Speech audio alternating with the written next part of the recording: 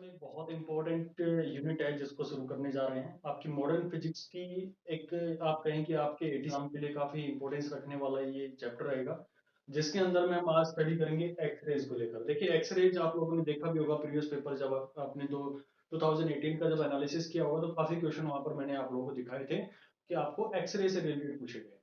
तो क्या एक्स-रेज़ होती हैं और कितने तरह की होती हैं? कैसे आपके एग्ज़ाम के अंदर में क्वेश्चन्स ये बनेंगे? उन सब के बारे में आज चीज़ों को थोड़ा-सा आपके सोचने का दायरा आज खोलने की कोशिश करते हैं। जो चीज़ें आपने पढ़ रखी हैं लेकिन आप उनको भूले बैठे हैं। चलो कोई दिक्कत नहीं।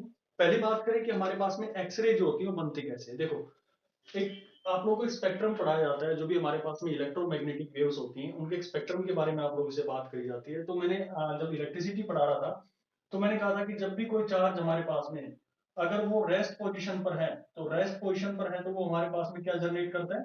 वो एक इलेक्ट्रिक फील्ड जनरेट करता है। पहले पॉइंट तो ये आप लोगों ने ध्यान दिया।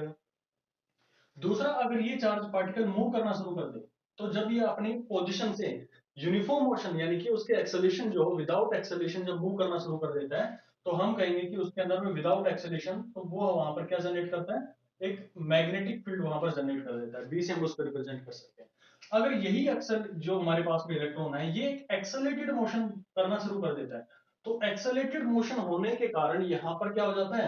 अलग तरह के एक फील्ड आ जाता है जिसको हम बोलते हैं ईएम फील्ड या ईएम वेव के नाम से भी आप लोगों ने इसके बारे में पढ़ा होगा। ईएम वेव वहां पर जनरेट हो जाती है। अब ये पूरा जो इलेक्ट्रोमैग्नेटिक का स्पेक्ट्रम होता है, इसको हम कैसे रीड आउट करते हैं और एक्सरे जो उसके अंदर में कहां पर लाई करती है? तो देखो भाई, इसका हमारे पास में स्पेक्ट्रम कुछ इस तरह से आप याद रख सकते हो कि रेडियो वेव है। सबसे पहले हमारे पास में रेडियो वेव आती है, ठीक है। उसके बाद में आती है हमारे पास में माइक्रोवेव आती है। रेडियो वेव को माइक्रोवेव में डालोगे तो रेड हो जाती है, यानी कि इंफ्रारेड। ये मेरे पास में इंफ्रारेड रेडिएशन आएंगी, और जब इंफ्रारेड से निकलेंगे तो ये बन जाते हैं हमारे पास में विजिबल रीजन, जिसको हम विब्ग्योर के नाम से जानते हैं। ये कुछ ऐसे चलता है, VIBGYOR, कुछ इस तरह से चलता है। रेड पहले आएगा, लास्ट में हमारे पास में वायलेट के नाम से रिप्रेजेंट करेंगे। इसके बाद में हमारे पास क्या है, रेड हो चुकी है। अब ये विब्ग्योर हो गया, यानी कि विजिबल रीजन जो हम देख पा रहे हैं। फिर हमारे पास में आता है अल्ट्रावायलेट रीजन। अल्ट्रावायलेट रीजन जिससे ऊपर वाले आएगा, और लास्ट इसके बाद में होती है हमारे पास में एक्स रेज आती हैं, और देन इसके बाद में आती है हमारे पास में गामा रेज के नाम से आप इनको जानते हैं। ठीक है, तो ये हमारे पास में टोटल कितने तरह के स्पेक्ट्रम को हम डिवाइड कर सकते हैं? पहला रेडियो वेव। याद करने का तरीका, रेडियो वेव को माइक्रोवेव में डालोगे तो रेड हो जाएंगे, और वहां से हमारे पास में विब्ग्योर बन के आ जाएगा यूवी, एक्सरे, गामा। इस तरह से आप याद रख सकते हो। अब जो इंपॉर्टेंट चीज यहाँ पर हमें स्टडी करनी होती है वो एक्सरे को लेकर करनी होती है। तो एक्सरे की सबसे पहले तो आपको क्या पता होना चाहिए? इसकी वेवलेंथ पता होना चाहिए। ये हमारे पास में होती है 0.1 एंगस्ट्रॉन। देखो एंगस्ट्रॉन की मैंने आप लोगों से बात करी थी, तो एंगस्ट्रॉन ही हम वेवलेंथ को ज्यादातर इसके कंसिडरेशन में लेके चलेंगे। तो कई बार आप लोगों को नैनोमीटर के अंदर में भी देखने को मिलेगी, तो आप लोग ध्यान रखना कि एंगस्ट्रॉन आपकी सबसे ज्यादा यूज होने वाली यूनिट है। आपको सारी कैलकुलेशन भी आगे की एंगस्ट्रॉन के अंदर में करनी है। 0.1 से लेकर 10 एंगस्ट्रॉन ये इसकी लिमिट होती है, यहां तक हमारे पास में ये मिलती है। अब बात करेंगे कि हमारे पास में कैसे जनरेट होती है, कैसे इनको हमारे पास में लेके आता है, और कितने इसकी टाइप्स होती है, और क्या क्या इसकी कैरेक्टरिस्टिक्स होती है। और ये आप लोगों को मैं जानकारी दे दूं कि जैसे जैसे हम इस फील्ड में इस तरफ में जाएंगे, तो हमारे पास में जो वेवलेंथ होती है, यानी कि वेवलेंथ उसकी क्या होगी? डिक्रीज होती है, और फ्रीक्वेंसी क्या होती है? इस पॉइंट पर इंक्रीज होती चली जाती है। अगर आप लोगों से ये पूछ लिया जाए कि सबसे ज्यादा वेवलेंथ किसकी होती है, तो सबसे ज्यादा वेवलेंथ मेरे पास में होती है जितने भी रेडियो वेव्स होती हैं उनकी होगी। क्यों? क्योंकि जैसे हम आगे की तरफ में जाएंगे तो हमारी वेवलेंथ जो होती है वो डिक्रीज होती चली जाती है। तो मैक्सिमम यहाँ पर रहेगी, और मिनिमम किसकी रहेगी? गामा रेज की रहेगी। और यहाँ पर एक्स रेज। और फ्रीक्वेंसी की बात करें तो सबसे ज्यादा फ्रीक्वेंसी मेरे पास में किसकी रहने वाली है? यहाँ पर गामा रेज के आप लोगों के पास में रहेगी। अब हमें जो स्टडी करना है वो एक्सरे को यहाँ से उठाएंगे, और एक्सरे को धीरे धीरे हम इसकी स्टडी करते हुए चलेंगे, ठीक है। अब देखो इसके अंदर में क्या होता है कि जो हमारे पास में एक्सरेज होती है, जैसे आप लोगों को यहाँ पर जानकारी होगी कि एक्सरे की फ्रीक्वेंसी हमारे पास में क्या होती है? बहुत हाई होती है। यहाँ से आप देख पा रहे हैं। अब क्योंकि हाई फ्रीक्वेंसी है और कम इसकी जो हमारे पास में वेवलेंथ है, तो इसके पास में एनॉर्मस अमाउंट ऑफ क्या होगा? फोटोन जो होगा इसका, उसके पास में बहुत ज्यादा हमारे पास में एनर्जी रहने वाली है। जो एक्सरेज रहेंगी उनके पास में बहुत ज्यादा उसकी पावर रहेगी, और जिसके कारण हमारे क्या होती है, जो हमारा मास होता है, जो हमारी हड्डियों, फिर जब हम जाते हैं किसी हॉस्पिटल के अंदर में हमारा एक्सरे वगैरह करवाने, तो क्या करता है? एक्सरे छोड़ेंगे, आप उनको देख नहीं सकते क्योंकि हमारे विजिबल रीजन में नहीं आ रही है। तो ये एक्सरे क्या करेंगी? जाएंगी, इनके पास में क्या फ्रीक्वेंसी बहुत हाई होती है, तो जो हमारा फ्लैश होता है, मास होता है, उसके अंदर से क्रॉस ओवर हो जाती है। लेकिन हड्डियों से क्या होती है? वो क्रॉस नहीं हो सकती, तो उसकी हमारे पास में इमेज पीछे की टाइप में बन जाती है। तो वहां से हम अपनी जो बोन्स होती है उनके वहां पर इमेज ले लेते हैं, तो यही काम होता है हमारे पास में एक्सरेज का। पूछ लिया जाए कि क्यों हम इनसे अपनी जो इमेज ले पाते हैं, क्योंकि इनकी फ्रिक्वेंसी जो होती है वो हाई होती है, और जो इनको ले जा रहा होगा, जो फोटोन होगा, उसके पास में एनर्जी बहुत ज्यादा होगी, हाई फ्रिक्वेंसी हाई एनर्जी, ठीक है। और कम वेवलेंथ उसके पास में हाई एनर्जी, और ज्यादा वेवलेंथ उसके पास में कम एनर्जी। तो ये आप इसका इनवर्स रिलेशन लैम्डा के साथ में होता है, और डायरेक्ट रिलेशन आपका फ्रिक्वेंसी के साथ में होता है। तो यहां से आप इसको याद कर सकते हैं। अब बात करते हैं कि ये भाई, चलो हमने एक्सरे का स्पेक्ट्रम के बारे में बात कर लिया, अब ये कैसे जनरेट होती है। तो मैंने आप लोगों को मॉडर्न का, जब हमने पहली यूनिट करी थी, तो वहां पे मैंने आप लोगों को फोटो इलेक्ट्रिक इफेक्ट के बारे में बात करी थी। फोटो इलेक्ट्रिक इफेक्ट में हम करते क्या आते हैं, हमारे पास में लाइट होती थी, और लाइट को हम इंसिडेंट करवाया करते थे, और इंसिडेंट करवाने के बाद में वहां से क्या होता था, इलेक्ट्रॉन वहां से रिलीज होते थे। लेकिन जब यहाँ पर हम बात करेंगे एक्सरेज को लेकर, तो उसका उल्टा प्रोसीजर हो जाता है। यहाँ पर हम कोई मेटल रखेंगे, और मेटल के ऊपर में इलेक्ट्रॉन्स को बम्बार्ड करेंगे। यहाँ से पिछले में हम लाइट इसके ऊपर में डालते थे, अब हम डालेंगे इलेक्ट्रॉन्स को। इलेक्ट्रॉन यहाँ पर जाएंगे, अपनी जो भी उनकी एनर्जी होगी वहां से वो ईएम वेव जनरेट करेंगे, और वहीं से हमारे पास में एक्सरेज का निकलकर आने वाला है। और एक्सरेज की जो हमारे पास में वेवलेंथ रहने वाली है, that will be between 0.1 angstrom to 10 angstrom मेरे पास में रहने वाली है। चलो भाई, अब देखते हैं उसका कैसे हम इसको जनरेट करते हैं, और क्या क्या हमारे पास में आगे चीजें ध्यान में रखनी है, जो एग्जाम के लिए आपके इंपॉर्टेंट रहने वाली है। जो वेवलेंथ निकालना है वही सबसे ज्यादा आप लोग के पास में इंपॉर्टेंस रहने वाली है। देखो, हमारे पास में एक इलेक्ट्रॉन गन होती है इसके अंदर में, जैसा वहां पर भी था। तो ये मेरे पास में एक इलेक्ट्रॉन गन हो गई है भाई। ये चलो, इसका इलेक्ट्रॉन गन हमने यहाँ लगा दिया, और ये मैंने बहुत हाई वोल्टेज इसके साथ में एक सोर्स लगा दिया। ये मैंने सोर्स लगा दिया। अब यहाँ पे एक ट्यूब लेते हैं, एक ट्यूब लिया आप लोगों ने, इसके अंदर में ये गन है, और ये यहाँ से करेगा इस तरह से, ठीक है। यहाँ पर हम क्या करते हैं, मेटल लगा देते हैं।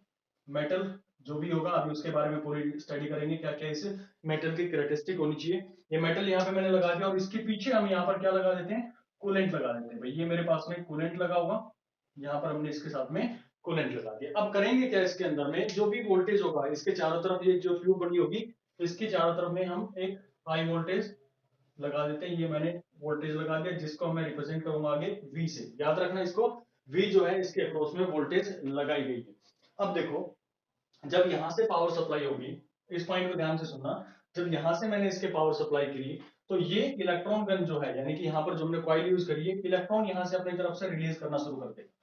अब ये इलेक्ट्रॉन क्या करेंगे, ये इतने हाईली एक्साइटेड हो जाएंगे, ये जाएंगे और जाकर क्या करेंगे, ये जो हमने मेटल यूज किया है, इस मेटल पर जाकर टकराएंगे।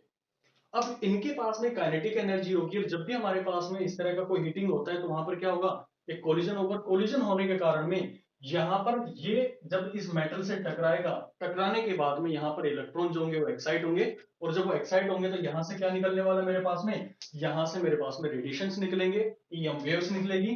क्योंकि वहां पर क्या होगा, ये जब इलेक्ट्रॉन अपना हाईली एक्सेलेटेड रहेगा, यहाँ पर जाने के बाद में वो क्या हो जाएगा, डी एक्सेलेट होना शुरू हो जाएगा। और जब मैंने आप लोगों से बात करी थी कि जब भी हमारा इलेक्ट्रॉन जो है वो डी एक्सेलेट होता है या फिर एक्सेलेट होता है, तो उसके साथ में एक वेव जो होती है वो कंबाइन हो जाती है, जिसको हम जानते हैं इलेक्ट्रोमैग्नेटिक वेव के नाम से। तो ये हाई वेलोसिटी इलेक्ट्रॉन यहाँ पर टकराएगा, टकराने के बाद में इसका डी एक्सेलेशन होगा। डी एक्सेलेशन होने के कारण ये क्या करेगा, यहाँ से अपनी वेव्स को जनरेट कर देगा, यानी कि ईएम वेव यहाँ से निकलनी शुरू हो जाएंगी। और ये ईएम वेव का कौन सा पोर्शन यहाँ से रिलीज करेगा, ये भी पॉइंट हमारे लिए ध्यान रखने वाली चीज है। यहाँ पर ईएम वेव का ये एक्सरे वाला जो पोर्शन है वो यहाँ से क्या करेगा, रिलीज करेगा। तो ये हमारे पास में जनरेशन है कि कैसे हमारे पास में इसकी जनरेशन होती है एक्सरेज को लेकर। यहाँ पर इलेक्ट्रॉन जो हीट करेगा, डी एक्सेलेशन होने के कारण यहाँ से वो उसकी ईएम वेव को जनरेट कर देगा, और वो हमारे पास में एक्सरे का जो स्पेक्ट्रम 0.1 टू 10 एंगस्ट्रॉम वाला होगा, उस वेवलेंथ का यहाँ पर जनरेट हो जाता है। चलो भाई, अब देखो कहानी, ये तो भाई बहुत तेज हमारे पास में हाईली एक्सेलेटेड होगा, तो जैसे ये टकराएगा तो ये तो भाई गर्म हो जाएगा। यहाँ पर हमारे पास में जो मेटल हमने यूज किया है, तो वो मेरे पास में क्या हो जाएगा, गर्म हो जाएगा। गर्म होने के कारण हमें ये तो कुछ देर में पिघल के रह जाएगा। तो इस मेटल की कुछ करेक्टरिस्टिक्स हमें ध्यान रखनी होती है। वो क्या क्या करेक्टरिस्टिक्स है, पहली करेक्टरिस्टिक ये है कि ये जो मेटल आप यूज कर रहे हो, इसका क्या होना चाहिए, हाई मेल्टिंग पॉइंट होना चाहिए। हाई मेल्टिंग पॉइंट होना चाहिए, पहली पॉइंट तो ये होगा आपके पास में। दूसरा देखो, ये हाई मेल्टिंग पॉइंट क्यों रखा भाई, ताकि ये अपने पास में ज्यादा से ज्यादा अपनी एनर्जी को रख ले, और जल्दी ये पिघले ना, मेल्ट नहीं हो इसके साथ में। दूसरा इसकी बात करें तो इसका जो थर्मल कंडक्टिविटी है, थर्मल कंडक्टिविटी हाई होनी चाहिए। थर्मल कंडक्टिविटी होनी चाहिए इसके अंदर में, ठीक है। यानी कि अपने अंदर से हीट को जो ट्रांसफर कर दे, ताकि ये पीछे जो कूलेंट है इसके पास में चला जाएगा, ठीक है। ये तो हमारे पास में थर्मल कंडक्टिविटी को लेकर हो गया। अब तीसरा हम बात करें तो इसकी जो होनी चाहिए high conductivity, high heat capacity होनी चाहिए, हाई हीट कैपेसिटी होनी चाहिए। हाई हीट कैपेसिटी का मतलब क्या होता है? देखो, मैं भाई इसके ऊपर में गया और टेम्परेचर मैंने कहा कि इसके ऊपर में मैंने 2 डिग्री, इसके ऊपर में मैं 2 डिग्री इसके ऊपर में डाल दिया, तो यहां से क्या होगा, जैसे इसके अंदर में टेम्परेचर में कितना रेज आ गया, कितनी हीट इसके अंदर में मैंने डाली और इसकी टेम्परेचर में कितना रेज आ गया, तो मेरी कोशिश ये होनी चाहिए कि मैं इसके ऊपर में ज्यादा से ज्यादा एनर्जी यहाँ पर हिट करूँ, इसका टेम्परेचर कम डेवलप हो जाए। तो वहां पर क्या होना चाहिए कि हाई हीट कैपेसिटी उसके पास में होनी चाहिए, यानी कि कितनी भी एनर्जी आए उसको ज्यादा से ज्यादा क्या करे, अपने पास में एब्जॉर्ब कर ले, ज्यादा उसको गर्म ना करे, मेल्ट ना करे, तो उसकी हाई कैपेसिटी हमारे पास में होनी चाहिए। और ये सारी जो प्रॉपर्टीज होती है मेटल के कौन से पोर्शन में मिलती हैं, ये सारी की सारी प्रॉपर्टीज मिलती हैं जिनके एटॉमिक नंबर बहुत हाई होते हैं, उन्हीं के अंदर में ये प्रॉपर्टीज हमारे पास में मिलती हैं। कौन कौन सी? जिसके पास में हाई मेल्टिंग पॉइंट हो, थर्मल कंडक्टिविटी हो, हाई हीट ट्रांसफर वेलोसिटी हो, और हाई उसके पास में क्या हो, हाई एटॉमिक नंबर हो। तो ये हमारे पास में जो इस मेटल को रखना है, ताकि हमारे पास अगर ये गर्म भी हो रहा है तो जो कूलेंट है, कूलेंट इसलिए लगाया जाता है ताकि ये ज्यादा गर्म ना हो, अपनी हीट को यहाँ पर एब्जॉर्ब कर ले। बाकी कोशिश ये रहती है कि इन्हीं चीजों से हमारा जो ये ऑपरेशन है वो यहाँ पर कंट्रोल में हो जाए। अगर नहीं होता है तो फिर हम उसके पीछे क्या करते हैं, जो कूलेंट होता है उसको ठंडा रखने के लिए हमेशा काम करता रहता है। तो ये पूरी जो थी, इस पूरी ट्यूब को क्या बोलते हैं, ये सारा काम किसने किया था, रॉइंटजन ने किया था, तो इसी के नाम पे इनको रख दिया गया। इसको बोलते हैं रॉइंटजन ट्यूब के नाम से भी आप जानते हैं, रॉइंटजन ट्यूब के नाम से आप इसको जानते हैं, या फिर उसके एक्सपेरिमेंट के नाम से जानते हैं। और तो पूछा जाए कि एक्सरे का किसने डिस्कवर किया था, तो एक्सरे को डिस्कवर करने वाले कौन थे भाई, ये हमारे पास में रॉइंटजन थे। तो ये आप लोगों को ध्यान में रखने वाली चीज है। अब मैं बात करता हूँ कि कितना तरह का हमारे पास में एक्सरेज होती है और क्या है इसकी कैरेक्टरिस्टिक्स होती है। इसका स्क्रीनशॉट लेना चाहो तो ले सकते हो। अब देखो, जो आगे पढ़ाने वाला वो बहुत इंपॉर्टेंट होगा। अब यहाँ पर मैंने इसके साथ में वी वोल्टेज यहाँ लगाई हुई है, तो वी वोल्टेज आप लोगों ने यहाँ पे लगा दी है। तो ये देखा गया इसके अंदर में कि इसका एक ग्राफ बनाया गया, ग्राफ इन द सेंस कि ये कितनी इंटेंसिटी यहाँ पर जो मेरे पास में जब हीट कर रहा है, ये इलेक्ट्रॉन जाकर हीट कर रहा है, तो यहाँ से ईएम वेव जब रिलीज हो रही है, तो यहाँ पे तो हर तरह के फोटोन रिलीज होंगे भाई, ठीक है ना, 0.1 से 10 एंगस्ट्रॉम के सारे मेरे पास में जो फोटोन है वो रिलीज होंगे। तो इसके बीच में ग्राफ बनाया गया, और ये जो ग्राफ बना था इसको हम जानते हैं कैरेक्टरिस्टिक ऑफ एक्सरे के नाम से, ठीक है, कंटिन्यूअस ग्राफ के नाम से भी आप इसको जानते हैं, कंटिन्यूअस एक्सरेज के नाम से भी आप इसको जानते हैं। तो ये क्या कहता है मेरे पास में कि भाई जब रेज आएंगी, छोटा सा टॉपिक है, ज्यादा इसके अंदर में ध्यान देने वो और एक्सप्लेनेशन करने की जरूरत नहीं, लेकिन क्वेश्चन यहीं से बनता है, इसके अंदर में जो मिनिमम वेवलेंथ है उसके ऊपर में ज्यादा क्वेश्चन बनते हैं। तो ये ग्राफ जो बनाया गया है सबसे इंपॉर्टेंट इसके अंदर में, वो बनाया गया आपका जो वेवलेंथ थी, यानी कि ये मेरे पास में लैम्डा के बीच में, और दूसरा इसकी इंटेंसिटी के बीच में, कि कौन सी वेव की कितनी इंटेंसिटी मेरे पास में रहने वाली है। तो ये भाई इंटेंसिटी यानी कि आई मेरे पास में हो गया।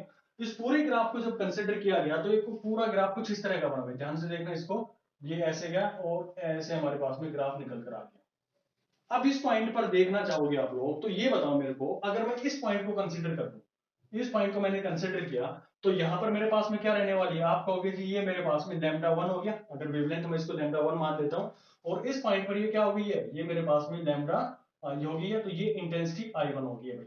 चलो बहुत अच्छी बात।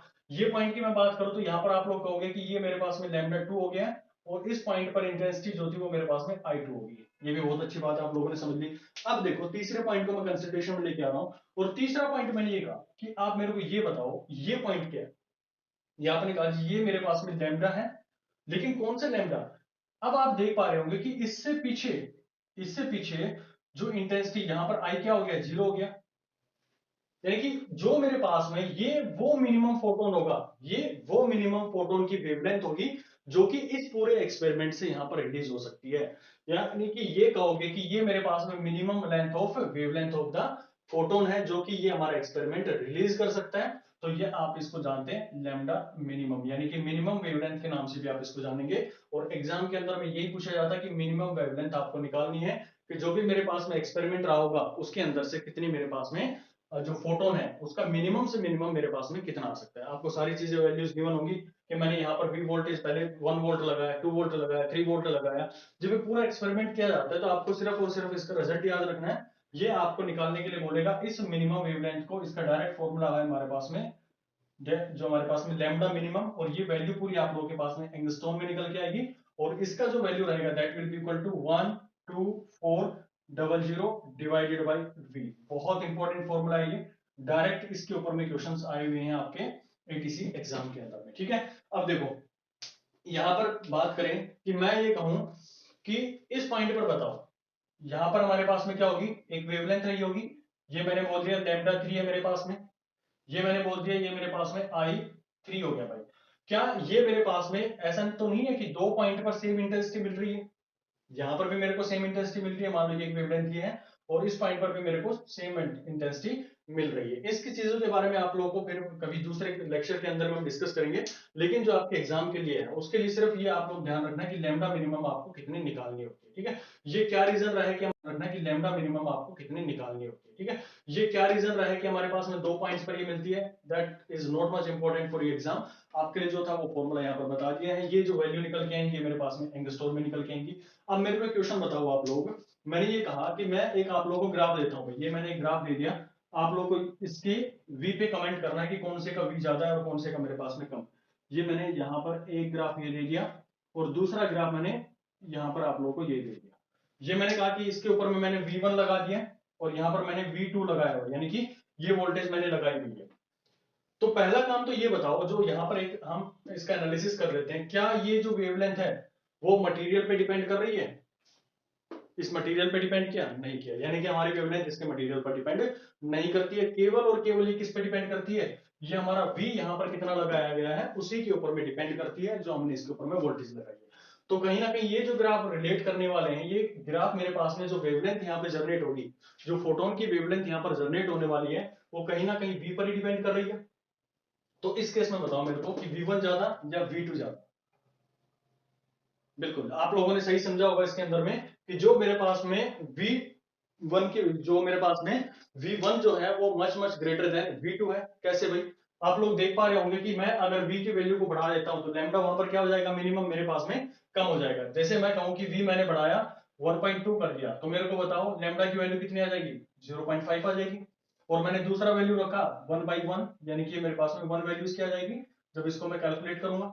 तो आप देख पा रहे होंगे कि जिसकी वैल्यू मेरे पास में डिनोमिनेटर में ज्यादा है और इसकी इसकी ज्यादा है मेरे पास में, तो इसका क्या है, लैम्डा कम आ रहा है। इसका मेरे पास में क्या है, इसकी वैल्यू ज्यादा है एज कम्पेयर टू दिस, तो मेरे पास में ये वैल्यू आ रही है। तो यहाँ पर देखो आप लोग कि जो यहाँ पर जो रिप्रेजेंट करके आ रहा है, यानी कि मिनिमम वेवलेंथ के बारे में बात कर रहे हैं, तो मिनिमम वेवलेंथ कौन से में है, इसकी ज्यादा इसकी मिनिमम वेवलेंथ है या इसकी मिनिमम वेवलेंथ है? अगर दोनों को कंपेयर करें, ये मान लो 5 है, ये मेरे पास में मान लो 3 है, तो कौन सी कम होगी मेरे पास में? ये कम होगी। और ये किस पे डिपेंड कर रही है? जो वेवलेंथ किसी की कम आ रही है तो वो किस पे डिपेंड कर रही है भाई? जिसका वोल्टेज हमने ज्यादा लगाया हुआ है उसका मेरे पास में क्या आ रहा है, वेवलेंथ मिनिमम ज्यादा आ रहा है। तो यहां से आप इसका कंक्लूड ये कर सकते हैं कि V1 जो मैंने लगाया हुआ है, यानी कि ये V1 यहां पर लगाया होगा, तो ये ग्रेटर देन है V2 के। तो आप इससे कंक्लूड और कर सकते हैं चीज कि अगर हमने वोल्टेज जो यहां पर लगाते हैं वो हमने ज्यादा कर दी है, तो हमारी वेवलेंथ जो है मिनिमम पीछे की साइड में खिसकती चली जाएगी और ये इस तरह से पीछे की साइड में आती चली जाएगी। कभी नेगेटिव ये नहीं जाने वाली, इसके अंदर वेवलेंथ हमेशा हमारे पास में क्या रहने वाली है, पॉजिटिव रहने वाले। तो ये कुछ कहानियां थी इसके बारे में जो आपके एग्जाम के लिए ज्यादा इंपॉर्टेंट थी। तो ये मैंने पढ़ा कौन सा, कॉन्टिन्यूअस जो स्पेक्ट्रा है एक्सरे का वो पढ़ा है, यही ज्यादा इंपॉर्टेंट है।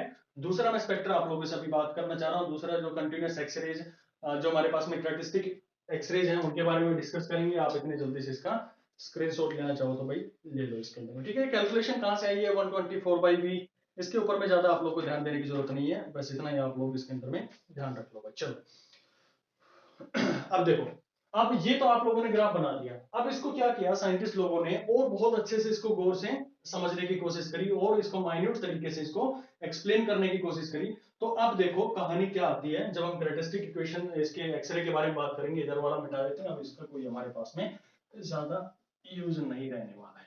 चलो जी, हो गया भाई इसके अंदर में। चलो जी, अब देखो इसके अंदर में जो कैरेक्टरिस्टिक जो इसका एक्सरे था वो देखा गया, इसकी कैरेक्टरिस्टिक एक्सरे के बारे में देखा गया। तो कुछ ग्राफ इस तरह का मिला, ये मेरे पास में सेम ग्राफ वही बनेगा। किस किस के बीच में बनाना है भाई मेरे को, ये बनेगा हमारे पास में जो लैम्डा रहेगा वो, और इधर रहने वाली मेरे पास में इंटेंसिटी, ये मेरे पास में इंटेंसिटी यहां पर रख दी।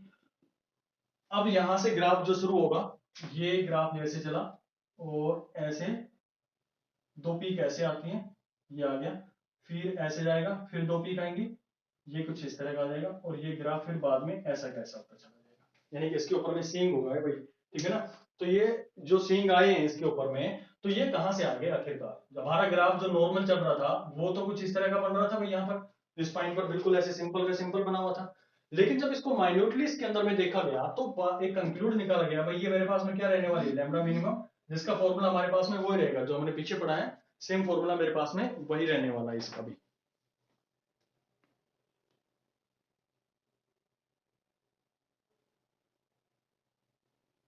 चलो अब देखो, अब ये आया क्यों, इसको समझने की कोशिश करते हैं। तो आपको मैं थोड़ा सा एटम की तरफ में लेके जाना चाहूंगा। ये आप लोगों ने नोट कर लिया होगा, एटम क्या कहता है हमारे पास में, कि उसके अंदर में अलग अलग तरह की सेल्स होती हैं, K cell, L cell, M cell, इस तरह से आगे आप लोगों ने देखा होगा, केमिस्ट्री के अंदर में पढ़ी होंगी, स्कूल टाइम के अंदर में भी आप लोगों ने चीजों के बारे में डिस्कस किया होगा, उसी को मैं यहाँ पर देखने की कोशिश करते हैं। तो आपने कहा कि ये मेरे पास में एक एटम है जिसके अंदर में न्यूक्लियस है, और बाहर इसकी तरफ में क्या लगा रहे होंगे, इलेक्ट्रॉन चक्कर लगा रहे होंगे। ये मेरे पास में एक इलेक्ट्रॉन, ये दूसरा इलेक्ट्रॉन किसके अंदर में रहेगा, ये जो के सेल है उसके अंदर में रहता है। यहाँ पर इसको दिखा देते हैं, थोड़ा मेरे लिए इजी हो जाएगा चीजें आगे दिखाना। चलो भाई, दूसरी इसके अंदर में सेल में बात करूं, तीसरी ये के सेल होगी, ये एल सेल हो गई है। एल सेल के अंदर में कितने इलेक्ट्रॉन होंगे भाई, 1 2 3 4 5 6 7 8, ये 8 हो गए मेरे पास में।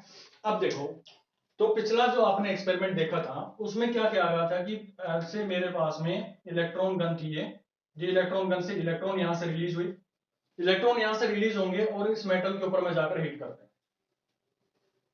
जब ये इलेक्ट्रॉन यहां पर हिट करेंगे, मान लो यहां पर 100 इलेक्ट्रॉन इसके ऊपर में जाकर हिट कर रहे हैं, तो 100 के 100 तो इसको भाई फोटोन के अंदर में कन्वर्ट करेंगे नहीं, यानी कि जितने भी हुए उसके अंदर में ईएम वेव में तो जनरेट करेंगे नहीं। हो सकता है कि इसके अंदर में केवल एक ही ऐसा रहा हो जिसने इसको क्या कर दिया हो, हमारे पास में इस ईएम वेव बनाने में इसने हेल्प कर दी। तो अब बात करें कि एक वहां से निकल गया तो बचे कितने, 999 बच गए, 999 मेरे पास में इलेक्ट्रॉन बच गए। अब ये इलेक्ट्रॉन क्या करेंगे, ये जो एनर्जी यहां पर इनके पास में रही होगी, ये कहीं ना कहीं तो यूटिलाइज करनी होगी। तो ये इलेक्ट्रॉन क्या करेगा, अगर यहां पर हम बात करें तो ये इलेक्ट्रॉन ऐसे आ रहा होगा और यहां से आ रहा होगा, तो यहां से आने के बाद में ये कहीं ना कहीं ऐसे जाएगा जोर से और इस के वाले को हिट करेगा। इसको थोड़ा सा ऊपर बना देते हैं, ये वाला ऊपर हुआ, ये मेरे पास में जो के सेल है इसके अंदर में जाएगा और इसको हिट करेगा, और इसकी स्पीड इतनी होगी कि इसको यहां से लेकर बाहर चला जाएगा। यानी कि यहाँ पर आपका जो इलेक्ट्रॉन था, जो 999 में से कोई इलेक्ट्रॉन आया जिसके पास में एक्सेस अमाउंट ऑफ एनर्जी है, वो आएगा, इस एटम को हिट करेगा, हिट करने के बाद में इस इलेक्ट्रॉन को निकालेगा और यहाँ से निकालकर लेके चला जाएगा।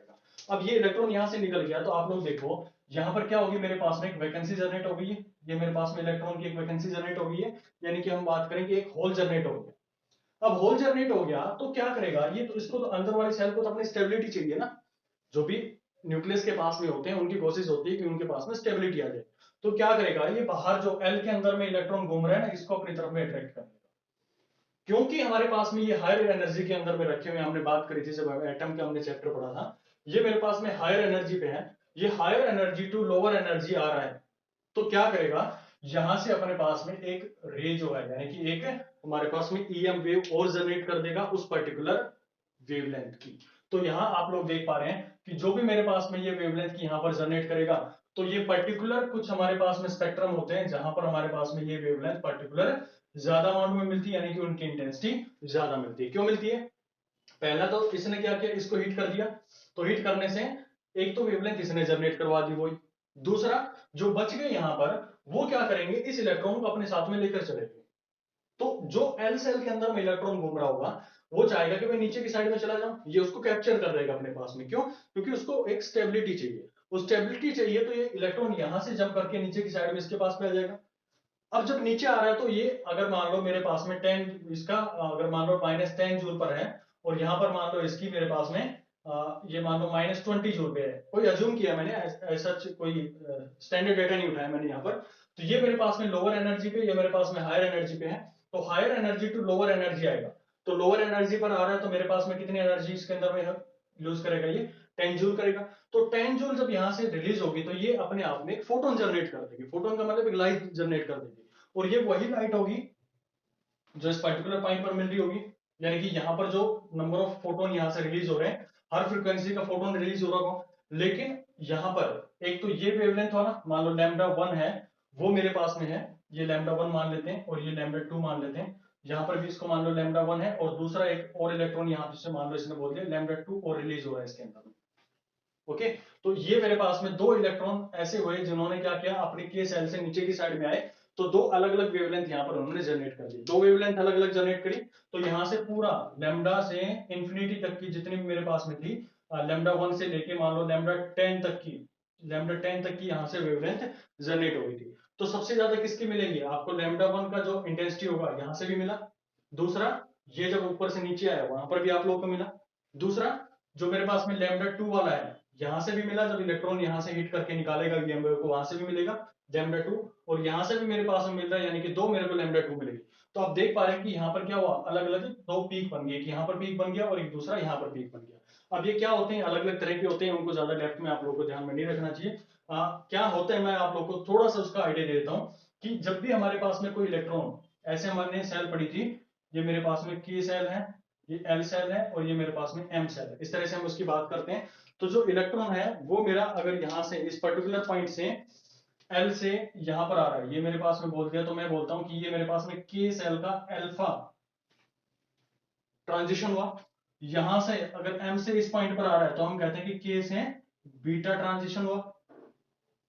ओके, यहां पर अगर ये बात करें इसके अंदर में, तो एल से जब मेरे पास में आ रहा है तो एल से आप बोलोगे कि ये मेरे पास में क्या हो गया, ये मेरे पास में, सॉरी इसके अंदर में यहां पर ये मेरे पास में आ रहा है तो हम कहेंगे एल अल्फा हो गया इसके अंदर में, और यहां से इस पर्टिकुलर पॉइंट से नीचे की साइड में आ रहा है तो हम बोलेंगे कि एल बीटा इसके अंदर में ट्रांजिशन हो गया। तो ये मेरे पास में ट्रांजिशन होते हैं, किस तरह से आप लोग को जो ट्रांजिशन दिखाए जाते हैं, एल एल ट्रांजिशन हो गया, एल अल्फा ट्रांजिशन हो गया, तो ये सारे इसके अंदर में ट्रांजिशन होते हैं। तो उसी तरह से हम यहाँ पर वेवलेंथ को डिफाइन करते हैं, एल अल्फा हो गया, बी अल्फा हो गया, इन पर्टिकुलर सेल से हमारे पास में किस तरह से इलेक्ट्रॉन आ रहा है उसको हम इन ग्राफ के थ्रू यहाँ पर रिप्रेजेंट करते हैं। तो आप लोग को इसके अंदर में ज्यादा डेप्थ में जाने की जरूरत नहीं थी, ये सिर्फ मैंने आप लोग को ये समझाने के लिए किया है कि यहाँ पर ये पर्टिकुलर दो वेवलेंथ के ऊपर में इतना पीक क्यों आ रहा है। जब हम कैरेक्टरिस्टिक एक्सरे के बारे में बात कर रहे हैं उसका रीजन आप लोग को समझ में आ गया होगा कि जब हमने इलेक्ट्रॉन गन से यहाँ पे इलेक्ट्रॉन हीट किए तो पहला तो उस इलेक्ट्रॉन ने जाकर हीट किया जिसमें से 100 में से एक यहाँ पर यूटिलाइज हो गया और उसने ये ईएम वेव बना दी। ईएम वेव बनने के बाद में इसकी इंटेंसिटी मान लो मेरे पास में जो लैम्डा 1 थी, लैम्डा 1 की मान लो 1 थी, और लैम्डा 2 था उसका मेरे पास में 2 इंटेंसिटी मान ले, लैम्डा 3 थी उसकी मेरे पास में 4 मान लो, लैम्डा 4 थी उसकी मेरे पास में मान लो आप 1 मान लो दोबारा से, या फिर 2 मान लो, ये मेरे पास में थी इंटेंसिटी। ये तो हो गया यहां से केस।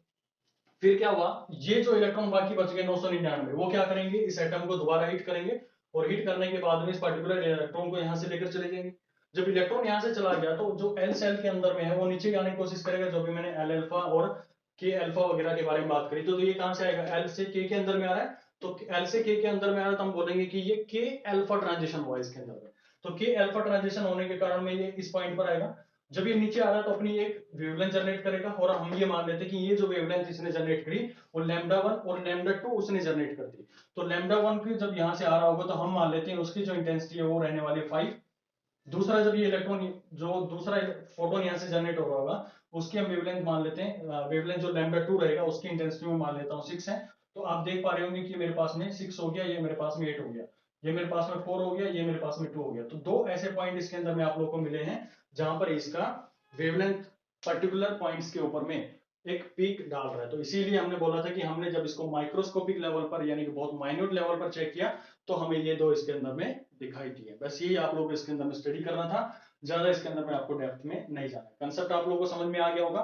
फॉर्मूला आप लोगों को एक ध्यान रखना है, जब भी आप लोगों से पूछा जाएगा लैम्डा मिनिमम के बारे में बात करेगा और लैम्डा मिनिमम का आप लोगों को फॉर्मूला पता है 12400 डिवाइडेड बाई वी, और वी मेरे पास में क्या रहने वाला है, ये मेरे पास में वोल्टेज रहने वाली है कि हमने उसके ऊपर में कितनी वोल्टेज यहाँ पर अप्लाई की। चलो भाई, तो ये था पूरी एक्सरे की कहानी।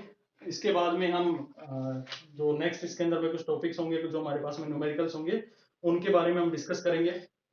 तो इस ग्राफ से आप लोगों ने 3-4 क्वेश्चंस के जो है वो आंसर आप लोगों ने समझ लिए होंगे कि एक्सरे जो होता है उसके अंदर में हर मटेरियल के ऊपर में ये जो पीक है ना, ये एक दूसरी चीज आप इसके अंदर में ये भी आइडिया लगा सकते हैं कि हर मटेरियल के अंदर में ये पीक जो है ना अलग अलग पॉइंट्स पर मिलेंगे। तो यहाँ से भी हमें पता लगता है कि हम किस मटेरियल के लिए कौन सी कैसे हम उसको आइडेंटिफाई कर सकते हैं उसके अंदर में। तो हर मटेरियल के लिए पीक अलग पॉइंट पर मिलेंगे, पहला चीज आप लोगों को यहाँ पर आंसर मिल गया होगा।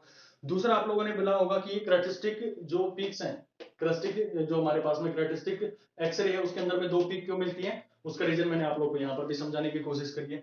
तीसरा आप लोगों ने बात करी होगी कि भाई इसके अंदर में जो अलग अलग टाइप की पीक आ रही है, पहले छोटी आ रही है फिर बड़ी आ रही है, वो क्यों आ रही है इसके अंदर में, और ये के सेल और आपको एल सेल के बारे में मैंने बात करी, वो चीजें आप लोग इसके अंदर में ध्यान रख सकते हैं। क्यों आया, यहाँ पर जब ये इलेक्ट्रॉन को हिट कर जाएगा तो यहाँ से इसके अंदर में इलेक्ट्रॉन अपना ट्रांजिशन कर नीचे आ जाएगा। ठीक है भाई, तो एक्सरे के जितने भी क्वेश्चंस हैं आप लोगों को सीट मिल जाएगी, उसके अंदर में प्रैक्टिस सीट है उसके अंदर में मिल जाएगी, वहां पर आप लोग इसके क्वेश्चन लगा सकते हैं। जिसने भाई टेलीग्राम चैनल ज्वाइन नहीं किया है, नीचे उसका डिस्क्रिप्शन बॉक्स में लिंक है, वहां पे आप ज्वाइन कर सकते हैं। बाकी एक नंबर हमारा है जो कि अभी केवल टेलीग्राम पर चल रहा है, उसको भी आप जाकर ज्वाइन कर सकते हैं। कैसे प्रोसीजर है, जहां पर मॉक टेस्ट वगैरह हो रहे हैं उसके आप देख सकते हैं 9416878402। यहाँ पर टेलीग्राम है, इस टेलीग्राम चैनल पर आप जाकर इस पर मैसेज ड्रॉप करके क्या प्रोसीजर है उसको आप जान सकते हैं। चलिए मिलते हैं फिर नेक्स्ट लेक्चर के साथ में, जिसके अंदर में हम बात करेंगे मोज़ले लॉ और इसके कुछ न्यूमेरिकल्स के साथ।